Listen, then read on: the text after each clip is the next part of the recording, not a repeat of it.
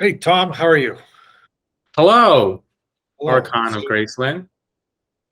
we're uh, we're doing part five today, which just to bring anybody who might have missed the first four parts up to speed. It's a conversation between Simonides the poet and Hiero the tyrant about is it better to be a poet or a tyrant? And we're going to do part five, where I believe the tyrant is going to discuss his anxieties around people who have superior talents and abilities to him. All right, now we shall start. But there is yet another sore affliction to which the tyrant is liable, Simonides, which I will name to you. It is this: tyrants no less than ordinary mortals can distinguish merit. The orderly, the wise, the just, and upright, they freely recognize. But instead of admiring them, they are afraid of them. The courageous, lest they should venture something for the sake of freedom. The wise, lest they should invent some subtle mischief. The just and upright, lest the multitude should take a fancy to be led by them. Excuse me. And when he has secretly and silently made away with all such people through terror, kind of like Pol Pot, whom has he to fall back upon to be of use to him, save only the unjust, the incontinent, and the slavish natured?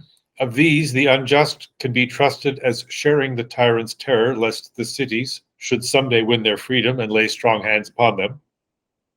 The incontinent, as satisfied with momentary license, and the slavish natured, for the simple reason that they have not themselves the slightest aspiration after freedom.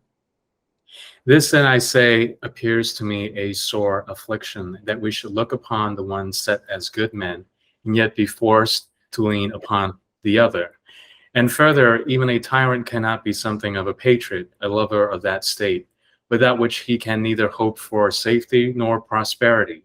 On the other hand, his tyranny, the exigencies of despotic rule, compel him to incriminate his fatherland, to train his citizens to soldiery, to render them brave warriors and well-armed, confers no pleasure on him. Rather, he will take delight to make his foreigners more formidable than those to whom the state belongs. And these foreigners he will depend on as his bodyguard. Nay, more, not even in the years of plenty, when abundance of all blessed reigns, not even then may the tyrant's heart rejoice amid the general joy, for the greater indigence of the community will be humbler he will find them. For the greater the indigence of the community, the humbler he will find them. That is his theory. End of part five. So here he has an issue with those he has to govern. Take it. Right. I like, by the way, anybody who thinks the word incontinent means poop your pants, I think it more, in this case, it means unable to control your passions. So like, drunks, people who are whoremongers, adulterers, those sorts. Yeah, I think he makes a good point, right? That, if you have smart, competent, clever people around you, then they just want to knock you off. Whereas if you have a bunch of idiots around you, then, well, they're not very useful. But at least they depend on the fact that you're the tyrant. So it's kind of Lenin's model, right? Where, Lenin took all the poor, kind of thuggish, horrible, nasty people and put them in charge because they were so incompetent that the only hope they had of staying in power was to not have the Soviet Union collapse. Right, because I'm just reading the first part. I mean, it's kind of not that dissimilar from, a lot of what we do today, whereas, the people will sort of put horribly incompetent people in positions of authority in government because they know that if the regime changes, then these people will completely lose their jobs. So they have a lot of interest in protecting their, it's like all those idiots on Twitter with their blue checks. They're like, now that Musk is showing up and saying, oh, well, we're just going to sell them for $8 a month. All these people are like, well, I thought I was special. Yeah. So I thought this portion is interesting because he's, I feel like there's a general commentary on government in general. Right, because it's that, the competence that he's saying, don't take it on the tyrants. I mean, just look at among yourselves. If it's a virtuous people, I'm not going to be around because they will want their freedom. But then more often than not, they're quite the opposite, and they need me to be around. So It's a no-win situation. So, okay, Hiero, I think you're starting to make me make a point here. I know it's like the shortest one we've read, but I think in many ways the most insightful and most thought-provoking one. That for me, at any rate. Yeah. You're right. Like if the whole point of anybody in power is to keep anybody who might threaten that power away from them. So it's sort of, it's kind of where a guy like Trump puts a bunch of idiots in the White House, or Biden has, you can see the Biden administration clearly has some substandard people there, and it's probably because they don't want to be threatened. You put Elon Musk in the White House, and he's basically he's kicking Trump out of the Oval Office and going, buddy, you're an idiot. I'm taking over here.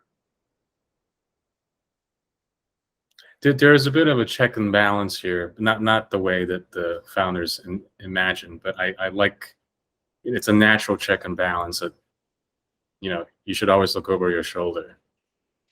Whether it's you're going to be dispatched with orderly through elections, or you're going to have a knife in your back. But I'm just saying in general, keeps everyone on their toes.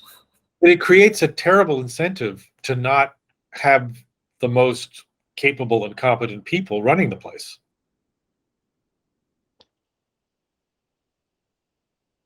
Yeah.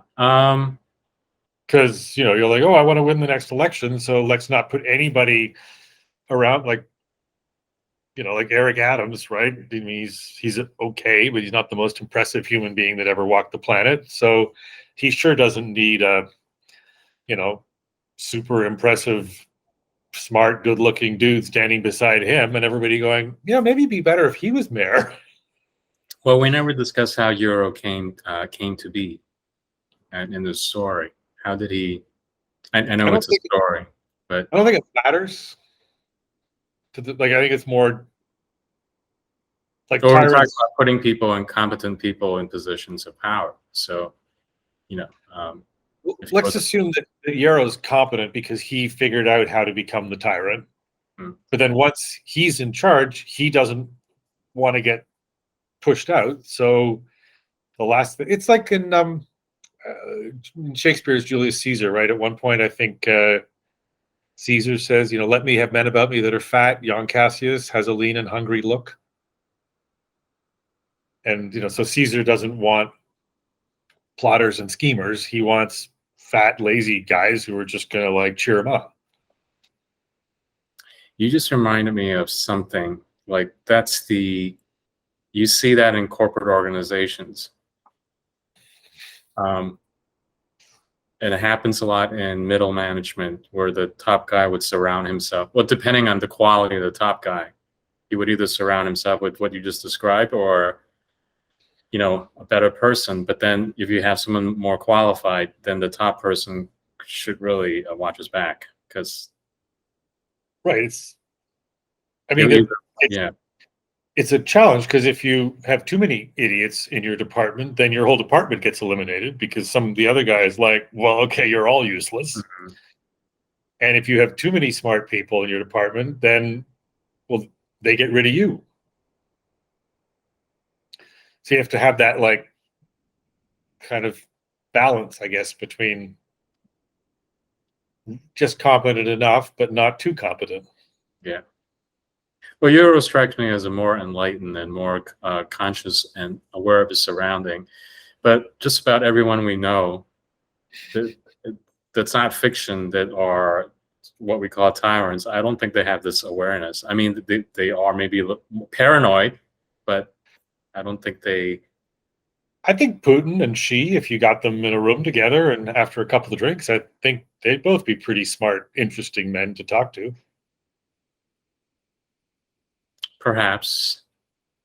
Yeah. Like, Xi basically says neoliberalism doesn't work. We're going back to full-blown socialism until we figure out something better to do, so we don't provoke a revolution.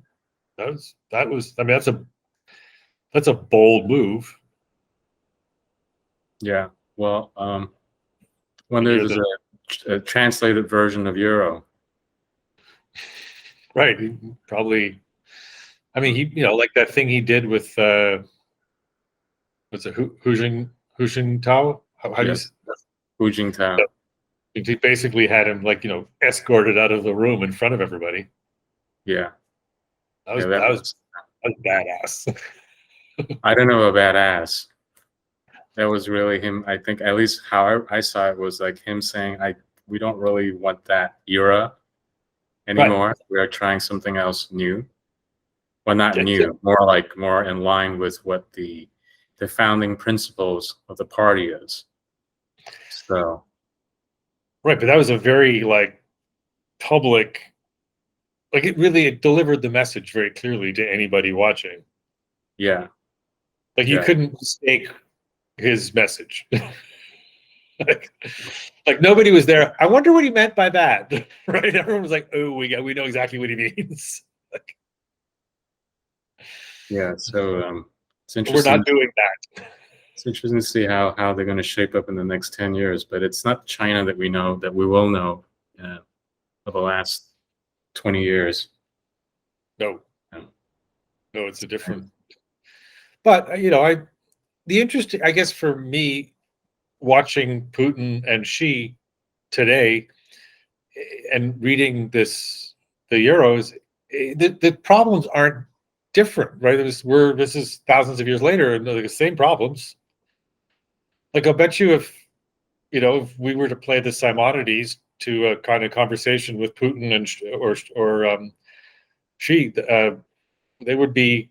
We could have the same conversation. I think you're giving Xi too much credit. I would say that I'll probably say Putin might identify with this work better, just for a number of reasons. Because I could see the I don't know. For me, I could see Putin's logic.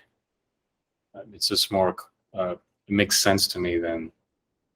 I mean, Xi kind of makes sense in his own way, but he's just, for me personally, he's just insane at this point.